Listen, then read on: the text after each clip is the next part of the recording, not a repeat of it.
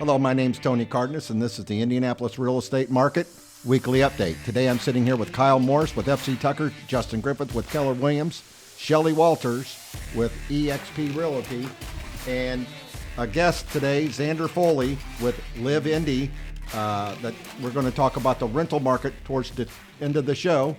Hey, everybody, what's going on? Kyle, Justin, Shelly, what's going on, you guys? Not much, just glad it's summer. Let's talk about the market. It looks like the market is getting a lot of listings. So kick it off, Kyle, and tell me what you're seeing in the market about the listings. I do see some prices coming down, or at least adjustments on the listings. But man, we got a lot of properties out here for sale now. So much different than just even 90 days ago. And of course, we're into the market, right? Yeah, absolutely. So we were talking about it last week. We've kind of been positioning ourselves for the past 3 to 4 weeks about this, seeing this trend, being in the numbers all the time. There's more listings on the market. We just got through a couple of holiday weekends and schools just got out. So this is typically when we're going to see more listings hit the market. But with the buyer fatigue, it's kind of interesting. So you still have to price correctly. We still do see multiple offers, but less. Like we're seeing 2, 3. I'm seeing stuff sell under list price. Like it's really all the way across the board. So it's actually a really interesting time to be a buyer and a seller. Like last year, it was more like very difficult to be just a buyer, and now I think it's getting a little bit more even ground right now. Yeah, and along with this, we got interest rates that are, they didn't shoot up like everybody thought. I mean, you can still get a fixed rate out there. I'm looking at the rate board right now, but you can get a fixed rate out there right now live with a 20% down. When I'm talking about rates, I'm always talking about 20% down, 80% loan to value. You can go out there and really probably push a rate at 5.125% today, 5.25%, just depends on where you're at. And if you're ready, if you're lock and load and you say, hey, I got to close it short, you might even fit in at 4.999. I mean, there's a little bit of room there if you're ready to go. But I don't think that's stalling the market. I think we're getting back to the norm when we're getting back to the real market. We're getting listings. Okay. What are your buyers? What are your sellers saying? So I think so when we were looking at the numbers, I actually saw more this week listed at the beginning of the week, which is an interesting new trend for us, quite honestly. So I think agents in particular, we're starting to list at the beginning of the week because we get a lot of, this past 18 months, you list on the weekend, it's sold over the weekend. Well, that's not necessarily happening anymore. And so I think agents are starting to position a little bit better. And so we're trying to learn to navigate some of these conversations based on the market. Buyers are wore out, quite honestly. They're getting more patient, more discerning. They're still writing offers, but they're not jumping just because they need a house anymore. I will tell you that. What do you say, Shelly? Yeah, because they're seeing, we've talked about this in the past too, is back in the day when they would think that they may not ever see another house that they like come on the market for, we don't know when. The inventory's shooting up here, a little bit at a time. We're seeing a change over these past couple of weeks. So a buyer can sit and wait for next week's, it does seem to be cyclical, though. They come on the weekly, go off the market. But yeah. Justin, what are you seeing out there in the market right now talking to buyers and sellers? I just think it's very different now for buyers. Last year, you knew that you were paying over asking price. You knew that you had to have escalation clauses. And now it's like sometimes you do, sometimes you don't still. Right. So if a home is like teed up where it's priced right, it's finished perfectly, like they're going over asking price still. So you hear people, like I get a lot of buyers right now stating that, we're going to want to offer less. And it's like, well, we keep missing out because that's not the market. Like it's slowing down a little. And if that house is priced exactly perfect and that guy goes in saying, I want a $10,000 discount, he's out and somebody else is in. Isn't that right, Shelly? Well, you don't usually see anything right now going under list unless it's been on the market for, maybe 14 days. If you start to see a house on it 14 days to 21 days, I think we still have that thought of, well, what's wrong with the house because it didn't sell quickly. But there's other things happening in the market now too. Interest rates could be just causing that price point to have a little bit of a lull. And the other thing is too, is they just may have priced it incorrectly, trying to go with those prices that they saw it sell for in the past 3 to 6 months, but we're not kind of escalating as much. So they're just sitting there a little bit longer because, like we just said, the buyers are more discerning and patient. So I think you can see a price sell at list in today's market more than we have in the past. But it's interesting, though, real quick. So I actually think buyers are less concerned about interest rates than they are about inflation. I mean, it's I like think you- I think you're $100 to fill up absolutely twice right. a week. I think right. I think they're more concerned about the damn gas prices. $5.25. Right, Yes. $300 to get groceries now. Yesterday, I mean, drove by in a small town I always get gas at because I think it's the cheapest, and it was $5.25. Yeah. And I 509 couldn't here believe in Carmel at 116th and Range Lane Road last night.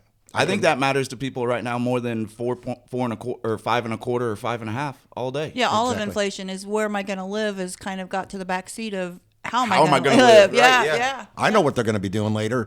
I mean, if it keeps continuing this way, they're going to be calling Xander Foley and getting a rental. But anyway, we're going to talk about Xander later. But the bottom line is, Justin, what are you seeing in the downtown market?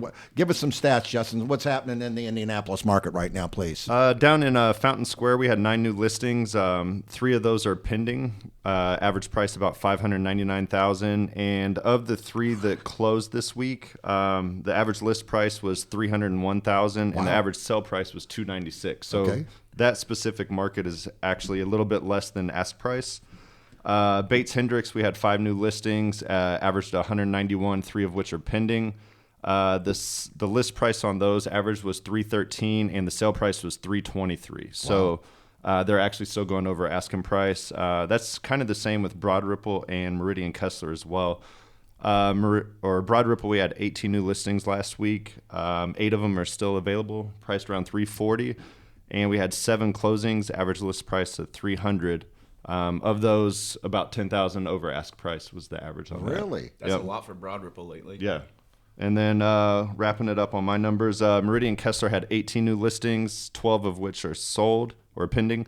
Average list price was $459, and on the sales side of those 5 closings, it's about $15,000 more over ask price. Wow. So they are still going over ask Yeah, price. but there's It's a lot. not- There's a lot more listings than we. I mean, Broad Ripple has a lot more listings. Yes, Oh, that yeah, was a absolutely. lot this week. Yep. Yeah. You Yeah, know? like 3 weeks ago it was 5, and I think it was 1 or something like Yeah, that, it was like crazy. a month ago. What do yeah, you and got? Broad Ripple had 7 closings this week, and last year they only had 2 at the same period. So Exactly. and the numbers are up about 10,000. So Okay, so what do we got for you, Kyle, in your area? So in Fishers, we had 66 listings go on the market since last Tuesday, anywhere between 224,000 and 3.5 million. Obviously, it's a pretty diverse area as far as listing price goes. The average was about $468,000, though.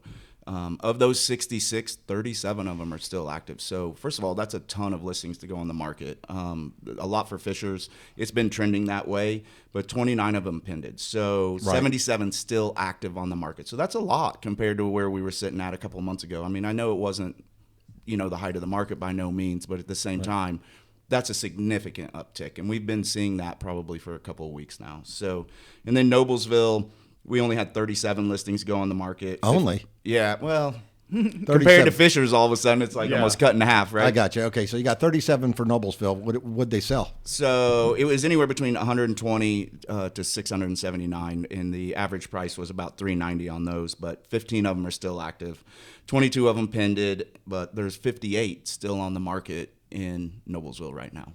Okay, so we got all your cities. Yep. Okay, let's go over to Carmel. All right. So for Carmel, 69 were listed, and of those, 30 pended. So almost half. Wow. Average price was $638,000. And I looked at days on market just for fun again. Days on market for those pending ones for this past 7 days. The ones that pended were 7 days on the market. So last week we said 10. Right. So it's still higher than it has been in days on market. Westfield, there were 65 that were listed and 33 of those pended. So again, about 50% sold. We still have 32 active there. Still have 39 active from last week in Carmel. Average day on market for those that were pended was Westfield was 12. Average price $472. In Zionsville, again, keep telling those Zionsville sellers, get your houses out there. Only 20 were listed, 12 pended, so about 60% still of those that were listed in the past 7 days, 8 are still active. Their average days on market was 7 for those that pended. Average price $483,000. Okay, so let me ask you this, Shelly. Some of these houses in the Carmel area, they're selling in 1 day, 2 days, 3 days. We would kind of say we don't want to see them sell in 1 day because know. we don't think that helps the seller to do that so quickly. yeah, you're leaving some money on the table. Yeah. So if they are selling in 1 day, I always Right. wonder about that. I literally do look, and it usually says listed and sold. If it's sold in 1 day, that's a whole nother conversation. Right. But yeah, they are still. I mean, Carmel's a very popular area to come, and from all over the United States, people want to come to Carmel, so they know it, and it's a very popular area. All of these towns are, of course. I looked at on my board yesterday, and I'm searched price drops in Carmel, and I only went to Carmel, okay, but I saw one up to $25,000. I saw another one for $10,000. Did these agents list the house at the wrong time? Did they miss the market on it? Was it listed too high? I know you don't know about the listings, but it was shocking to me to see this. Yeah. I mean, it's case by case, right? Honestly, Yeah. I mean, you may have either mistimed the market by listing on a holiday week, or Could be you the may have sellers. overpriced it. Could be sellers wanting more than what they think. I mean, Absolutely, Justin. Absolutely. where they push the list agent to say, okay, well, we want to be around what the number you threw at, so we're gonna, Well, let's talk about 50 this. on top. right. Let's stay on top of this. Let's talk about somebody's buying a house from you or buying one of your listings, and what are we doing with the inspections now? We've talked about it lightly on a few shows, but the inspections back in full force right now. What's your guys' opinion? Still 100% recommend doing an inspection on every transaction. I think the waivers are kind of where we're in a hard spot right now, because you don't want your client paying or offering too much, and you don't know what you're competing against now. So, I mean, It's hard. I think the communication with the list agent helps quite a bit, because there's times where I don't need it. There's times where I do need it. We always get them for all of our clients. It's just whether it's educational purposes only. But we just had one. One of the Broad Ripple closings was ours, and we had a full inspection on that. We had no problem with it. I think we also know what the market is. So even if we do get one, I think we're also a little bit reasonable as well, even if we don't throw a price on there. So I think they're coming back in full force. Yeah. To what capacity? I think that's dependent on the house that is actually involved. And like you're saying, they're coming back in full force. We didn't stop inspecting over Correct. this past year and a half. We started putting a lot of limits on what we would ask the seller to do. I think what's coming back is potentially having the seller do a little bit more. So I think that when we were talking about a year and a half ago to, past year, we were seeing people say, we won't ask the seller for anything under a $5,000 value per item. Is that changing? And I think that's what we're seeing change is inspections have always been done. Some people would say they didn't do inspections at all. And again, I think all of us here sitting at this table do not agree with that at all. You still need to inspect. But you might be able to inspect and sell the seller. You won't do anything or ask for anything under $1,000 in today's market. Okay. That's what's changing. Okay. So who has appointments this week to sell a house? I had 5 last week. I got a listing this week. I got 2 next week. I got 2 the week after that. Justin. We got a lot coming on. commercial to residential's coming. Yeah, Shelly? there's I know everybody's busy. Yeah, we have them. We talked about this before too. That they don't just come on the market next week. So we're constantly in a revolving, talking to people and getting their houses ready and getting ready to go on the market. So at any given time, we're constantly working on something that may not be on the market for another 4 weeks or so, because you can't just throw a house on the market tomorrow. Right. And the pipeline, like you're building up your pipeline, all year. So it's like right now you get people that are kind of sitting on the side, just waiting to pull the trigger to list, buy. They're waiting to see more homes on the market. So hopefully with this added inventory right now, we'll start seeing those people transition. So 100%. I mean, I got a phone call yesterday from somebody who's like, "Hey, I want to list next week," and I was like, "Whoa, well, let's pump the brakes for a second. Like, let me look at see what we got to do." But to your point, everything that I have coming on the market in the next 3 weeks, I knew about 6 weeks ago. Yeah. Every Okay. single one of them. I think sitting here at the table, we just don't throw them up on the market, because we still feel that you need to put a very nice home on the market and get it ready. Good Nothing has product. changed in how to sell a home in this market.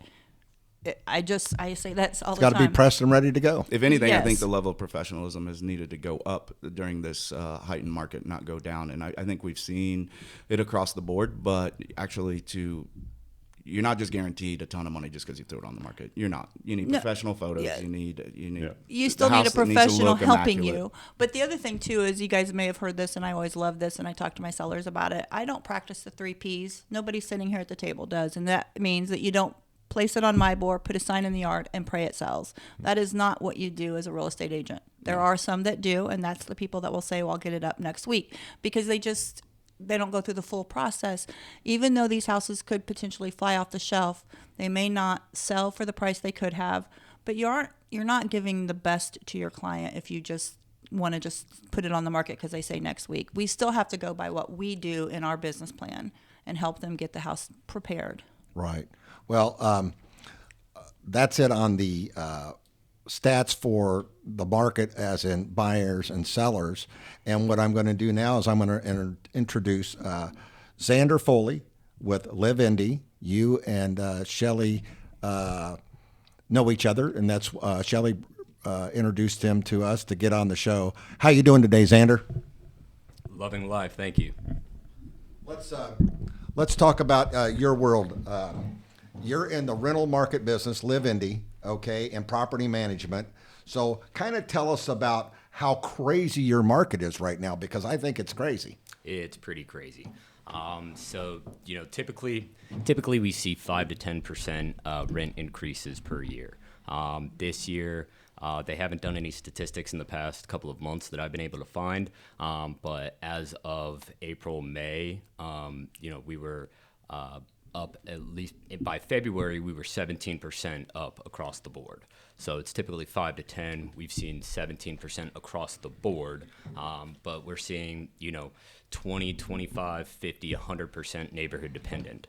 I just saw one couple houses over for me in Broad Ripple that I looked the history up on last year, at least for 1550. It just went for rent this past week for $2,900. Whoa.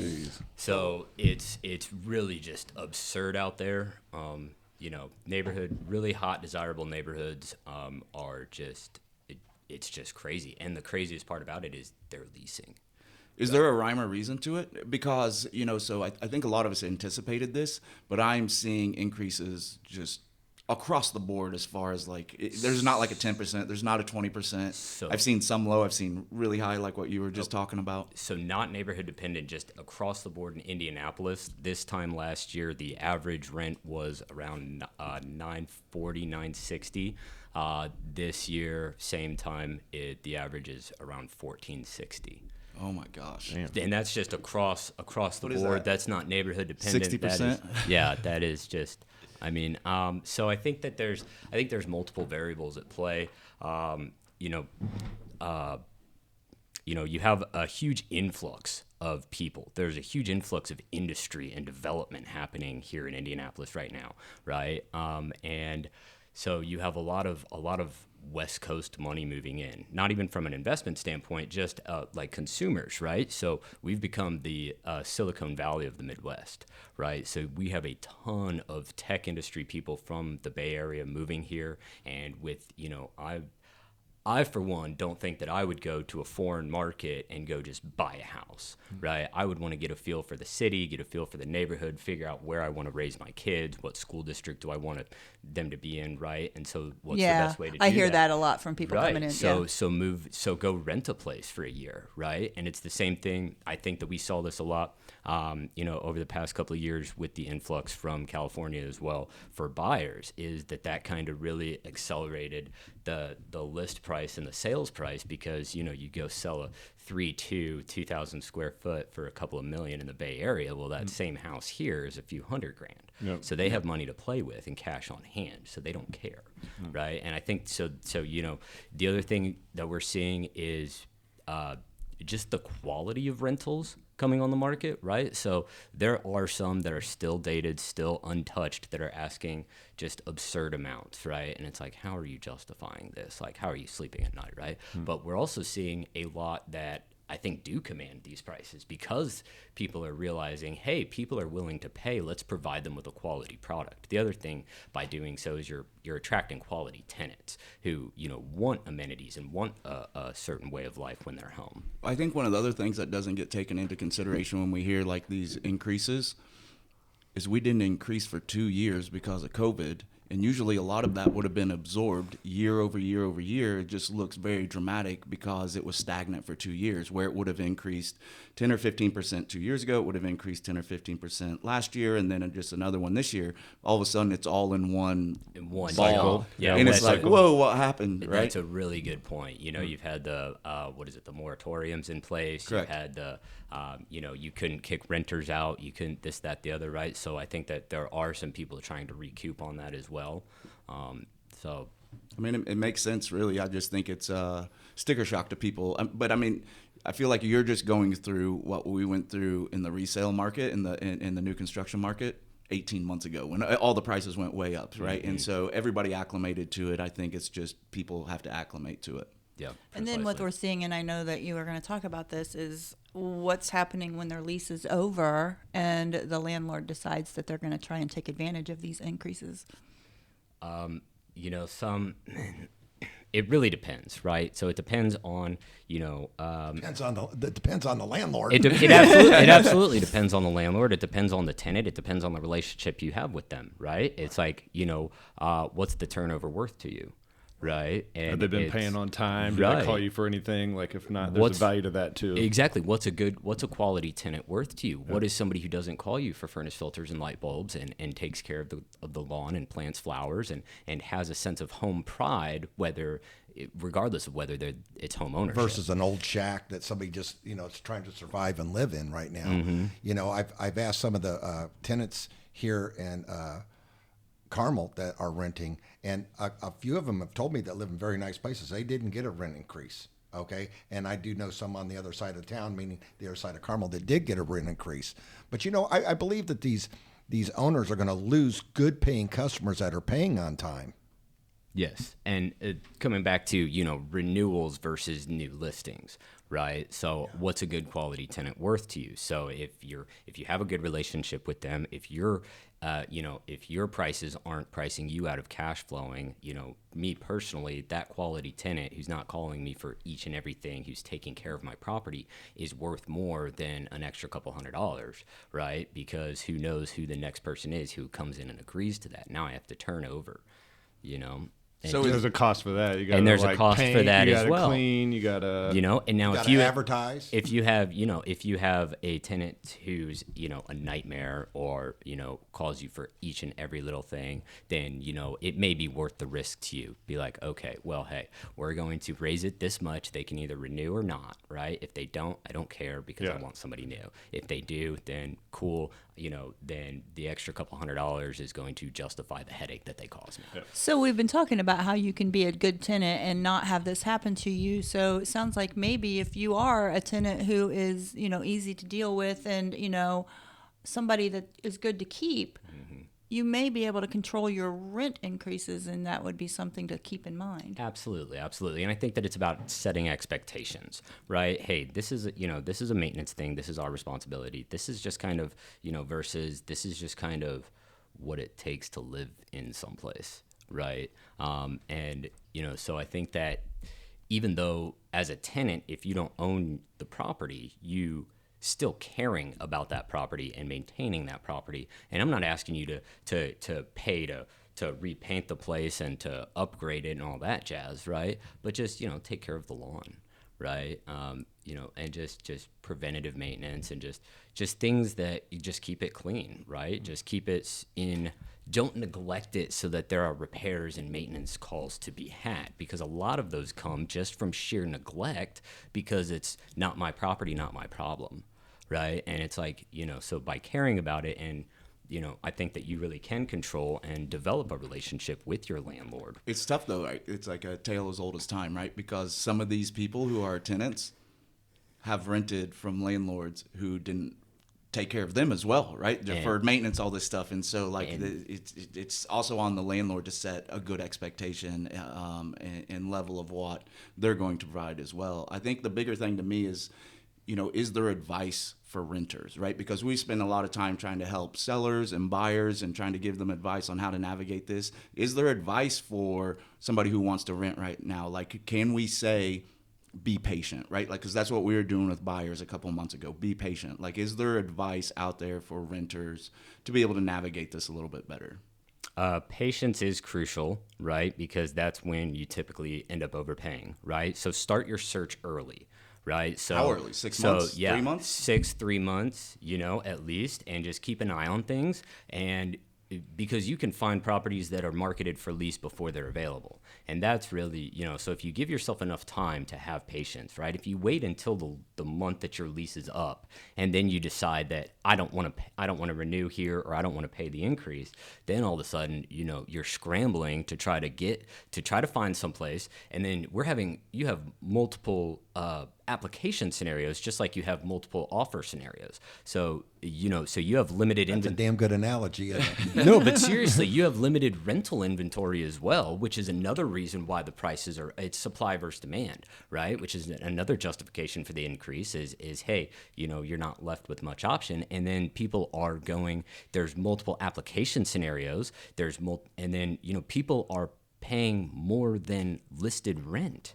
Yeah. On their application, that's what I was going to say. They're offering application more. fees are high. So I can remember like 2-3 years ago, it was like $50, right? I have a buddy who just paid $250 for an application fee. That's crazy. It is, I know, but crazy. he was up against it, right? And because he didn't anticipate, and he he's like 45 days out, right? Like, yikes. Well, and like what you just said, though, that's very interesting, is it's kind of like they're putting in their escalation clauses for listings in their application. They're saying, I'll give you extra 100. Yeah, yeah. So absolutely. in the application are escalation clauses. That's crazy. Yeah, no, it is. And we're seeing that where things are being leased for higher than list, because...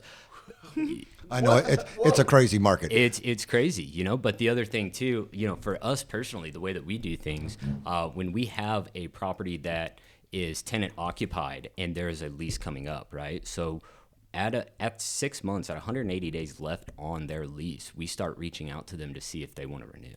Right. And we have an extremely aggressive marketing campaign. Right. So at 180 days left on your lease, we start touching base with you to try to get a commitment to either way. That way you know what your inventory's doing. Exactly. So whether you want to renew or not, from 180 to 90 days, I'm touching base with you once a week, seeing if you're going to move or if you're going to renew. Right. And if I don't have a commitment either way from you at 90 days, we throw your house up for lease. And then if it's tenant occupied, you're still living in it, what we do is we just do an open house a week, right, for those 3 months until we get applicants in. But we're typically only holding an open house or two, and it'll be either evenings or on a weekend or something. And it's just, an hour or 2 And then the guy hour that's window. living in the house that wasn't sure what he was going to do could be in a panic. And Yeah. I feel bad for them because they don't know what they're doing. Some of them were out looking for homes. Okay, couldn't afford it because they got sticker shock. They don't know what else going to do. The interest rates have pulled them out of the market a little bit on some buyers. Yeah. Then the guy drives down to go look at another rental, and he has to stop. And I'm not laughing about it. It just made me chuckle a little bit that he has to stop off and pay $5 a gallon to get to the house. Okay, everybody, let's close out the show and give everybody your information, how they can get a hold of you if you want to buy or sell a home. Go ahead, Kyle, start it off. Call or text 317-649-5122 anytime. Justin Griffith, 317-507-5599, and website is fishers.realestate. Shelly Walters, you can reach me on my cell phone at 317-201-2601 anytime. Xander Foley, how would they get a hold of you at Live Indy if they wanted to reach out to you, talk about a property? Yeah, so I deal with asset acquisitions for investment properties as well as in-house property management. You can reach me, call or text at 317-995-1122. Thank you, everybody, for listening to the show. We'll talk to you next week. Have a great day and a great week.